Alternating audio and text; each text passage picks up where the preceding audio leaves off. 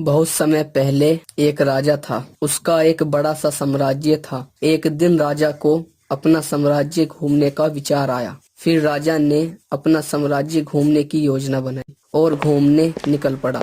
उसने पूरे दिन अपना साम्राज्य को देखा। फिर शाम को महल लौटकर अपने सभी मंत्रियों को बुलाया। फिर उसने अपने पैर में दर्द होने की शिकायत की। राजा का कहना था, जो रास्ते में कंकर पत्थर थे वे मेरे पैरों में चुभ गए और इसके लिए कुछ इंतजाम करना पड़ेगा।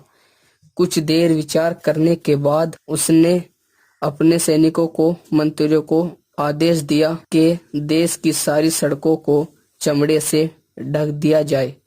राजा का ये आदेश सुनकर सब हैरान हुए, लेकिन किसी ने भी मना करने की हिम्मत नहीं दिखाई। यह तो तय ही था कि इस काम को करने के लिए बहुत सारे पैसे की जरूरत थी, लेकिन फिर भी किसी ने कुछ नहीं कहा। कुछ देर बाद राजा के एक समझदार मंत्री को सुझाव आया। उसने राजा के पास जाकर डरते हुए कहा कि मैं आपको एक सुझाव देना चाहता हूँ। अगर आप इतने रुपये को बेकार रूप से बर्बाद करना ना चाहे तो मेरे पास एक अच्छी तरकीब है, जिससे आपका काम भी हो जाएगा और बेकार रुपयों की बर्बादी भी बच जाएगी। राजा हैरान था, क्योंकि पहली बार किसी ने उसकी आज्ञा ना मानने की बात कही थी। राजा ने कहा, बताओ क्या सुझाव है।